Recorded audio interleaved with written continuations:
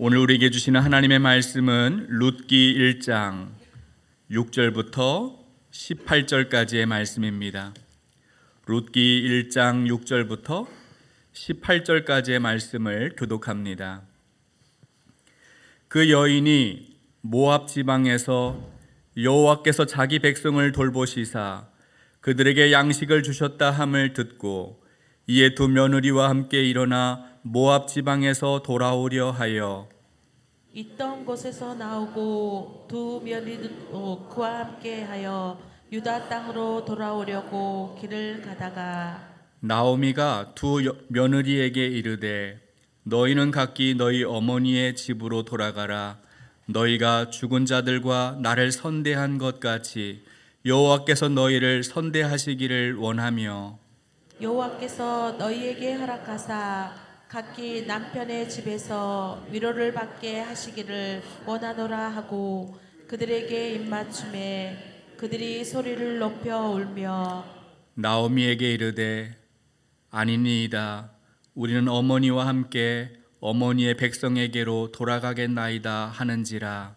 나오미가 이르되 내 딸들아 돌아가라. 너희가 어찌 나와 함께 가려느냐. 내 태중에 너희의 남편 될 아들들이 아직 있느냐. 내 딸들아 되돌아가라. 나는 늙었으니 남편을 두지 못할지라. 가령 내가 소망이 있다고 말한다든지 오늘 밤에 남편을 두어 아들들을 낳는다 하더라도 너희가 어찌 그들이 자라기를 기다리겠으며 어찌 남편 없이 지내겠다고 결심하겠느냐. 내 딸들아 그렇지 아니하니라. 여호와의 손이 나를 치셨으므로 나는 너희로 말미암아 더욱 마음이 아프도다 하매 그들이 소리를 높여 다시 울더니 오르바는 그의 시어머니에게 입맞추되 룻은 그를 붙쫓았더라. 나오미가 또 이르되 보라 내 동서는 그와 함께 그의 신들에게로 돌아가나니 너도 너의 동서를 따라 돌아가라 하니 룻이 이르되 내게 어머니를 떠나며 어머니를 따르지 말고 돌아가라 강권하지 마옵소서. 어머니께서 가시는 곳에 나도 가고 어머니께서 머무시는 곳에서 나도 머물겠나이다. 어머니의 백성이 나의 백성이 되고 어머니의 하나님이 나의 하나님이 되시리니 어머니께서 죽으시는 곳에서 나도 죽어 거기 묻힐 것이라. 만일 내가 죽는 일 외에 어머니를 떠나면 여호와께서 내게 벌을 내리시고 더 내리시기를 원하나이다 하는지라. 함께 읽습니다. 나오미가 룻이 자기와 함께 가기로 굳게 결심함을 보고 그에게 말하기를 그치니라. 아멘. 새해를 맞이해서 우리 성도님들의 가정마다 하나님의 큰 축복이 함께하기를 주님의 이름으로 축복합니다. 성경을 보면 신앙의 선택과 결단은 아주 중요했습니다. 그것은 단순한 개인의 문제가 아니라 한 나라의 또 한 민족의 미래와 다음 세대에게도 큰 영향을 미쳤습니다. 신명기 30장을 보면 모세가 40년 광야 생활을 마감하고 가나안 땅의 입성을 눈앞에 둔 이 백성들에게 신앙의 선택을, 신앙의 결단을 요구합니다. 모세가 말합니다. 오늘 내가 생명과 사망과 복과 저주를 너희 앞에 두었은즉 너와 내 자손이 살기 위하여 생명을 택하라. 백성들의 선택에 따라서 자신뿐만 아니라 자기 후손들도 생명과 복이 달려 있음을, 그것을 결정해야 함을 모세는 말하고 있습니다. 모세의 후계자였던 여호수아도 백성들에게 비슷한 선택을 요구합니다.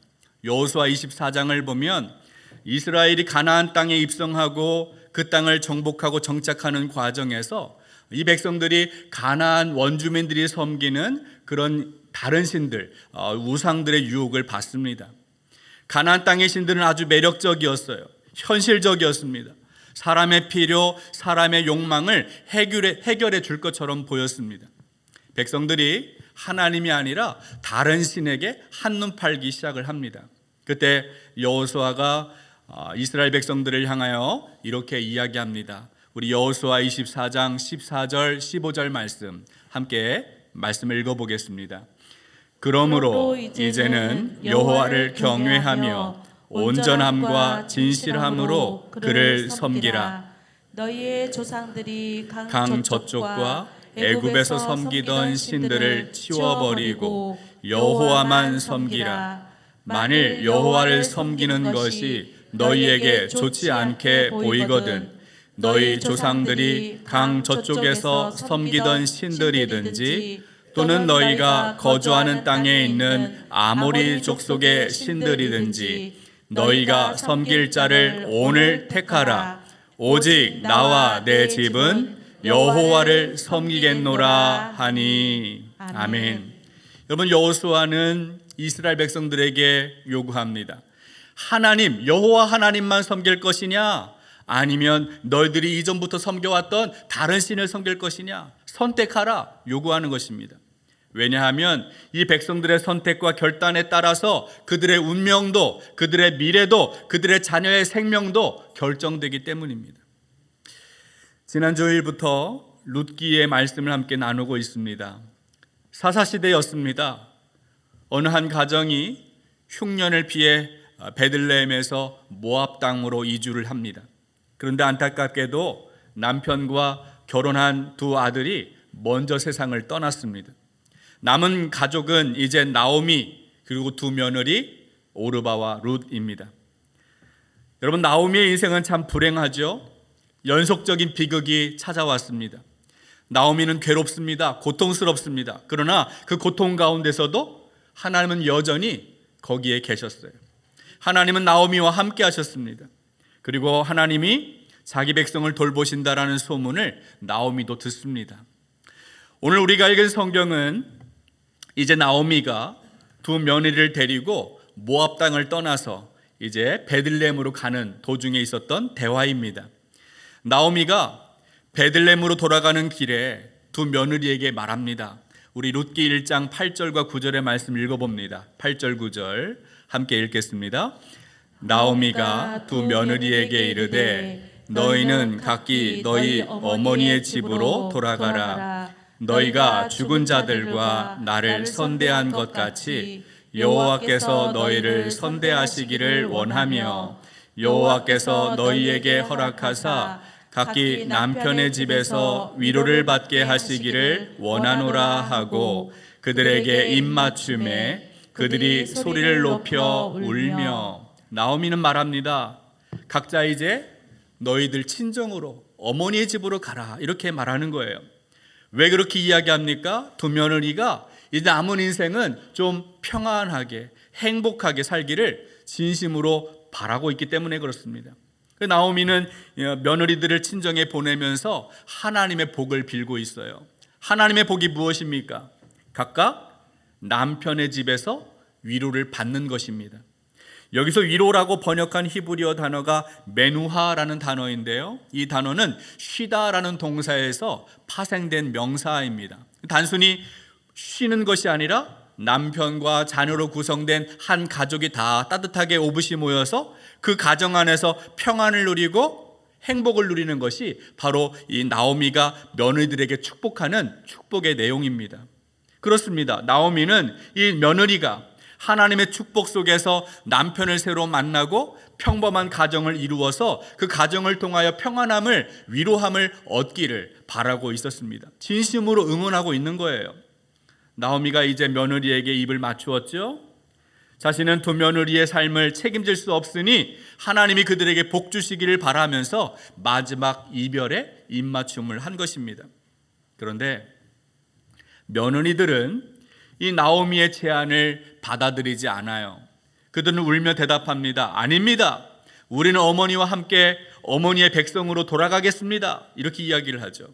며느리가 체면상 마지못해 그렇게 대답하는 것이 아니라 정말 친정에 가길 원치 않는다라는 것을 마음을 다해 결심하고 있는 표현입니다.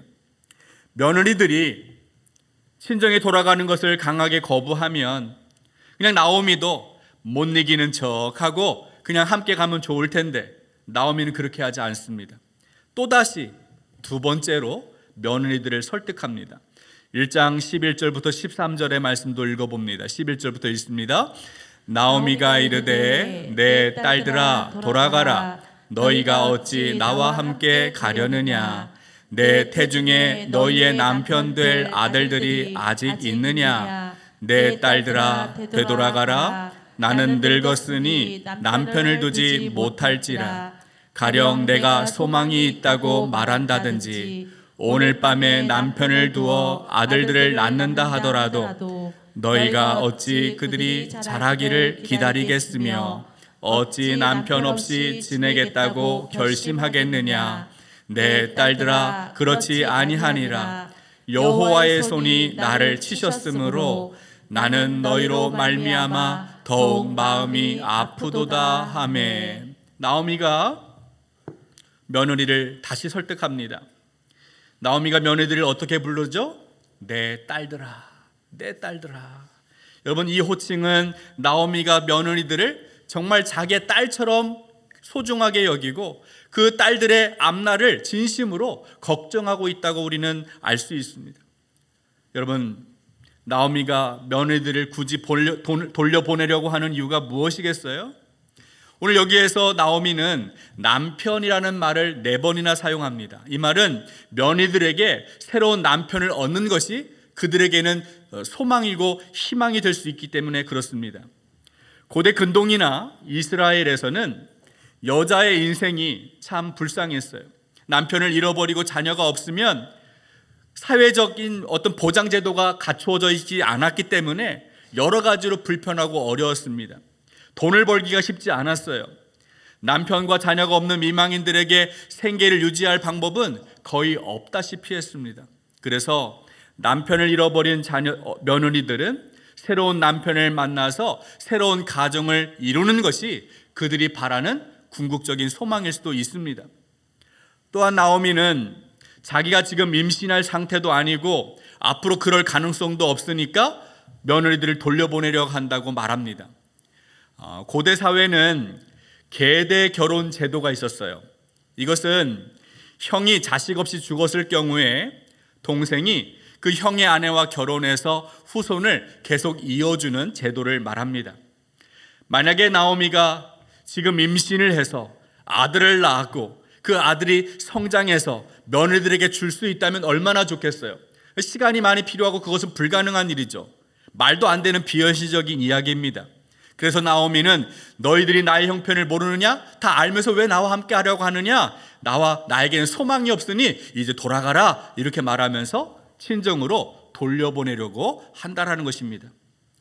나오미의 반복되는 이 설득에도 진심으로 그 며느리들을 자신의 딸처럼 여기고 남은 인생을 행복하게 바라는 마음에서 그 딸들을, 그 며느리들을 돌려보내고 있는 나오미의 마음이 우리는 느껴집니다. 그러면 이 나오미의 설득에 며느리들이 어떻게 반응을 했을까요? 우리 1장 14절의 말씀을 한번 보겠습니다. 14절 함께 읽습니다. 그들이 소리를 높여 다시 울더니 오르바는 그의 시어머니에게 입맞추되 룻은 그를 붙쫓았더라. 친정으로 돌아가서 이제 새로운 남편도 만나고 새로운 가정도 꾸려서 행복하게 살아라 이렇게 시어머니가 설득하는데 며느리가 웁니다. 그런데 두 며느리는 선택의 방식이 좀 달랐어요. 오르바와 룻의 선택은 서로 달랐습니다. 오르바는 나오미에게 입을 맞추고 떠났습니다. 자기 고향 모압 땅으로 돌아갔어요. 반면에 룻은 나오미를 붙쫓았다라고 말씀하고 있습니다. 어떤 사람은 오르바가 시어머니 나오미를 떠나는 것을 비난합니다. 아니 끝까지 시어머니에게 충성을 다해야지 왜 시어머니를 떠나는가 이렇게 나쁘게 평가를 합니다. 그러나 솔직히 오르바는 정말 상식적이고 현실적인 선택을 한 것입니다. 시어머니 나오미가 자기 고향 베들레헴으로 돌아간다면 오르바도 자기 고향 모압 땅으로 돌아가는 것이 너무나도 당연한 거예요. 더구나 시어머니 나오미가 먼저 친정에 돌아가도 좋다라고 허락을 했습니다. 며느리라는 의무에서 해방시켜 준 것이죠. 정상적인 가정을 이룰 수 있도록 그렇게 배려를 한 것입니다. 그래서 오르바의 선택을 그냥 비난하는 것은 옳지 않습니다. 반면에 룻은 시어머니 나오미를 끝까지 따르겠다라고 선택합니다. 오늘 성경에 보니까 룻이 나오미를 붙쫓았더라 이렇게 표현하고 있습니다. 여기서 붙쫓다라는 히브리어 단어는 다바크라는 단어를 쓰고 있어요. 이 단어는 성경을 찾아보니까 세 가지 경우에 사용되고 있습니다. 첫 번째는 결혼한 부부의 친밀함을 설명할 때 이 다바크라는 단어를 씁니다. 두 번째는 연인 사이의 사랑을, 서로의 깊은 우정을 설명할 때 이 단어가 쓰였어요. 세 번째는 왕과 충신들 사이에 충성을 다짐할 때, 충성을 맹세할 때 이 다바크라는 단어를 쓰고 있습니다. 정리하면 이 붙쫓다라는 단어는 어떤 단어입니까? 부부 간의 친밀함을 말해주고 연인 간의 또 왕과 충신 사이의 사랑을, 우정을, 충성심을 나타내는 말이 이 단어입니다. 그런데 오늘 본문에서 룻이, 며느리가 시어머니 나오미에게 붙쫓았다라고 말씀하고 있다는 거예요. 부부 사이의 친밀한 관계처럼 충신이 왕에게 충성을 맹세하듯이 룻이 시어머니 나오미에게 진심을 다해서 붙쫓는, 맹세하는, 충성을 다짐하는 그런 모습이라고 이해할 수 있어요. 나오미는 룻을 친정으로 돌려보내려고 또다시 설득합니다. 동서 오르바를 따라가라 이렇게까지 말을 합니다. 그러자 오늘 룻이 나오미에게 어떻게 대답하는지 한번 보십시오. 우리 룻기 1장 16절 17절 말씀 한번 읽어보겠습니다. 함께 읽겠습니다. 룻이 이르되 내게 어머니를 떠나며 어머니를 따르지 말고 돌아가라 강권하지 마옵소서. 어머니께서 가시는 곳에 나도 가고 어머니께서 머무시는 곳에서 나도 머물겠나이다. 어머니의 백성이 나의 백성이 되고 어머니의 하나님이 나의 하나님이 되시리니 어머니께서 죽으시는 곳에서 나도 죽어 거기 묻힐 것이라. 만일 내가 죽는 외에 어머니를 떠나면 여호와께서 내게 벌을 내리시고 더 내리시기를 원하나이다 하는지라. 아멘. 여러분, 룻이 고백합니다. 어머니가 가시는 곳이면 내가 어디든지 가겠습니다. 어머니가 머무시는 곳이면 내가 거기에 머물겠습니다. 오늘 우리가 읽고 있는 성경은 개정개혁판인데 개역 한글 성경을 보면 여기에서 머무는 곳이라는 표현을 유숙하다 이렇게 표현하고 있습니다. 여러분, 이 단어 유숙하다, 유숙하다라는 단어는 어디에 나오냐면 창세기에서 야곱이 고향을 떠나 하란으로 갈 때에 잠시 돌베개를 메고 잠을 잤던 베델, 거기서 유숙했더라 이렇게 말합니다. 여러분, 유숙이라는 단어는 오랫동안 정착하고 머물 수 있는 안전한 장소가 아니라는 뜻이에요. 그냥 하룻밤 묵고 또다시 어디론가 떠나야 하는 임시 장소, 불안한 장소를 뜻합니다. 여러분, 룻이 어머니를 따라가는 것, 어머니가 머무는 곳에 머무는 것, 안전한 길이 아니라는 뜻이에요. 불안한 장소일 수 있습니다. 어떤 고난이 있을지 모릅니다. 어떤 어려움이 있을지 예상할 수가 없어요. 오랫동안 장박할 수 있는, 그렇게 거처가 마련되어 있는 안전한 장소가 아닙니다. 그런데도 룻은 나오미를 붙쫓았더라. 어디든지 고난이 있지만, 어려움이 있지만 내가 어머니와 함께 하겠다라고 고백하고 있어요. 또한 이렇게 이야기합니다. 어머니의 하나님이 나의 하나님이 되실 것입니다. 여러분, 이 나오미의 하나님은 어떤 하나님입니까? 13절을 보면 나오미가 두 며느리에게 이런 말을 합니다. 여호와의 손이 나를 치셨으므로 나는 너희로 말미암아 더욱 마음이 아프도다. 여러분, 나오미의 이 표현에 따르면 나오미의 하나님 어떤 하나님이에요? 나를 치시는 하나님이에요. 나오미의 인생은 비극적이었어요. 그 인생의 비극 뒤에는 치시는 하나님의 손이 있다라는 거예요. 흉년의 원인, 남편과 아들의 죽음 그 이면에 나오미는 하나님이 계신다라고 생각하고 있습니다. 그런데도 이 룻은 어머니를 치시는 그 하나님을 나의 하나님으로 믿겠다라고 고백합니다. 여러분, 이것은 나오미가 믿고 있는 하나님이 어떤 분인지 룻이 아주 잘 알고 있다는 뜻이기도 해요. 나오미가 믿는 하나님이 어떤 분입니까? 나오미는 자기의 인생의 고난과 아픔의 이면에 자신을 치는 하나님의 손이 있다고 생각합니다. 그런데 놀라운 사실은 나오미가 자신을 치시는 그 하나님의 손을 피해서 어디든가 도망치고 숨는 것이 아니라 오히려 하나님의 손이 다스리고 있는 유다 땅 베들레헴으로 돌아가고 있다는 거예요. 자신이 하나님의 백성인 이스라엘 백성님을 다시 기억하고 이스라엘 백성들이 거하는 그 하나님의 땅으로 돌아가고 있다는 것입니다.